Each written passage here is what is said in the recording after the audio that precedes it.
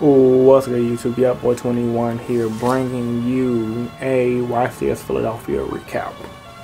So YCS Philadelphia this past weekend, and everyone's was curious up until the weekend to see how would trap tricks, artifacts, Sylvans, Medolches, and everything else they got support from the recent set play out throughout the tournament.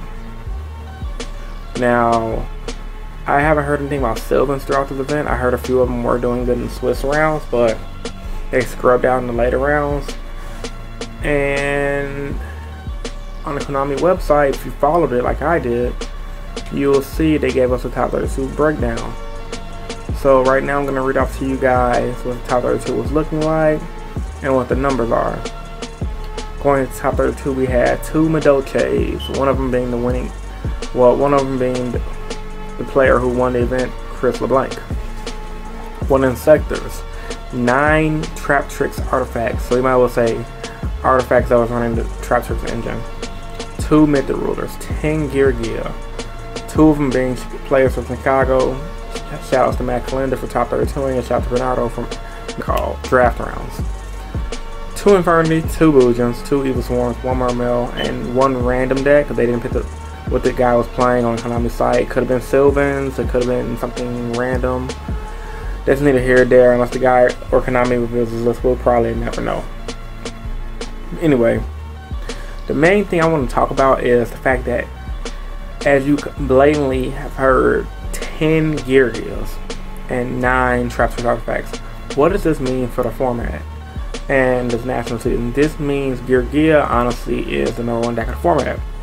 Reason being, it's the same thing as chain gadgets, but in a lot of instances better. But I like gadgets, so that's my shit. But deck has consistency through Gear. It have a searcher through Gear armor, and it has one of the best XYZ toolbox in the game. You can bring out a la carte to pop the face downs. You can bring out your one-on-ones to take anything that's bigger than you.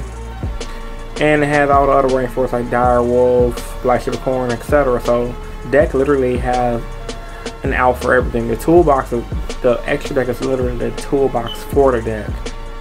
And the deck can also make Abyss Dweller, which can give the deck an edge against deck like artifacts that are based off the graveyard.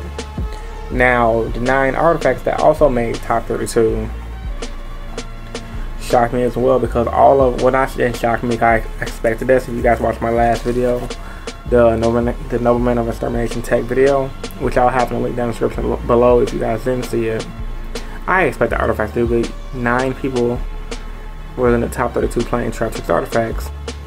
I'm assuming they played the Trap Tricks engine. Well, a lot of them played with the hands too, so I'm assuming they played the hands and the Trap Trick engine just to give themselves a way to play out of the opponent. Let's say, for example, so many things like Fossil Dino. Sorry guys, I got interrupted. Now I'm hitting you guys from a different angle because I'm comfortable now. Like I was saying, let's be honest. Your opponent bring out Fossil Dino against the Trap Tricks deck without them having ways to get out, but it's pretty much game over. So with that being said, I'm pretty sure everyone was running the Trap Tricks engine and the hand engine in their artifact decks to give away to fight other cards like Fossil Dinos, opposing hands, and to give themselves some rank 4 plays for the mirror match like Abyss Dweller and etc. I'm kind of really surprised. Oh, and also the rank 4 plays, now that I think about it, helps you in your Evil Swarm matchup, because if they bring out Ophion, you're going to need to get rid of the Ophion, or it's going to be a good game over. So that was pretty smart on everyone running Trap Tricks artifacts. As you guys can see, Mythic Rulers is starting to die down because of the artifacts being released in this current format. Because, I mean, let's be honest, they're too damn slow. People are still going to run Evil Swarms to try to beat the artifacts, and Evil Swarms just shits on Rulers. And if they're citing Fossil Dino, they're really going to shit on Rulers because some of the Fossil Dino equipped with a safe zone. GG, bring out Ophion, that's a good game right there. And it's the fact that only 1 Mermail's made it to top 32 just shows that that deck is dying as well. I'm really surprised that Bujin's only made 2 of the top 32 slots. Maybe it's because people haven't found the correct build yet for the format. or is it maybe because the Trap Trick engine was too damn strong? Popping the back rolls with the Diana, bringing back the Mermelio, making them rank 4 players to get over the Armado. So yeah. Then of course you got your one random deck like the Insectors that made it. I mean, he probably had easy pickings throughout the whole tournament. Everyone expecting to see something like Artifacts and Boojins. He probably played against a lot of Evil Sworns and a lot of Madolches and a lot of Boojins. I mean, I can see him winning. I mean, what is Yamato gonna do against Dragonfly? I mean, yeah, you can Dragonfly him. He's gonna protect himself with hair. Then you're gonna bring out Centipede and pop the same thing. So if you play the deck right, our Insights should be able to shit on Boojins. So yeah, as a recap of the oh yeah, I almost forgot to talk about the Infernities. 2 Infernities topped. The deck, from everyone I know that plays the deck really solid, says Infernities is basically a hit or miss. So not surprising that it made it, but it's one of those decks that you really just have to draw the nuts. But when you draw ass, you can't really play out of your bad hands. So as far as consistency purposes, Gear is still up there, and Trap Trick exceeded my expectations. I mean, I thought they were going to be good, but making 9 of the 32 slots is really goddamn impressive. What does this mean for us? Like I said earlier, or if I didn't say it earlier, side deck Devastation Virus with deck Debbie shits on Gear hits almost every card in the deck if they draw it, and it also hurts them if they go for a Gear play.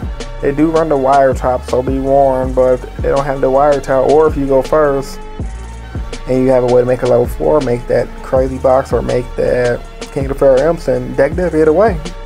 You should have no problems with that game. And as far as the artifacts, start manning your side in those momentum exterminations. You gotta have at least 1 to 2 Abyss Dwellers mandatory in your extra deck, because you're still gonna play against that random dragon matchup here and there. And as far as also artifacts, test out stuff like rebounds, and test out that one light guy that when you discard him from your hand, banishes 2 light monsters from the graveyard. Can't think of his name right now, so don't ask me. I'll have it pop up on the screen or somewhere like that. I feel like Sylvans might be a bust deck for this event. Either that, or people just probably haven't found the right build up. I mean, like I said earlier, looking at Sylvans on paper, it's just a deck that does a lot of comboing, but the comboing really don't do shit, because if you're playing against a deck that's more consistent, it's gonna be pretty green on that parade. Or take, like, for example, Gear. Sylvans are going to go off against Gear. They're going to flip the Vanity's Emptiness, and they're going to be stuck for a while.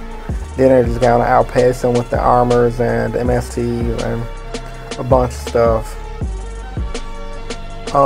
As far as Madolche is quote-unquote winning, I honestly, no disrespect to any other YouTuber out there, but I just honestly hate the fact that what Konami did with this whole Swiss, everything at the top 32 was Swiss, because I feel like honestly, if top 32 made the top 16 and top 16 just played real decks, I don't think Madolche would have won. I honestly think either based on the statistics from this matchup, either one of the Trap Trick players would have won, or the Gear would have won, or hell, maybe even a random Mermaid player would have won. Maybe his deck was just that solid. But it's highly unlikely, because Trap Tricks have a lot of stuff to get, a lot of ways to get around. They stock so many popular monsters, popular fields, play these as a thing. So yeah, as a closing statement, I believe that if you guys are gonna play in this format based on the statistics, you better be packing something for the Gear matchup and the Artifact matchup. And as far as your Madolche matchup, while it might be a hard deck to beat, you don't have to really side too heavily for it. Not right away. You can stick to what you're usually siding. Me personally, I side Prohibitions and Max Season. Pretty much that's it. And I can try to control the board with stuff like Vanity's Emptiness. I don't know, a lot of players control the board, control Madolche's board with things like Black Horn of Heaven. So with that being said, mainly focus your side decks based on the statistics alone. Gear, which if you run Dark Monsters, Deck Debbie will do his job, or a solid Royal Decree and Trapstone can also do his job against that deck. And as far as artifacts, you have your Fosdana, you have your hand control stuff, and you also have tech choices, like I said, Rebound, good to counter their Pleiades, and helps you recover when they're destroying your back row. Alright, this is Yub21 and I'm out. Hope you guys enjoyed this video. If you found this video informative, give it a thumbs up, rate, comment, subscribe, and I'm out. Deuces.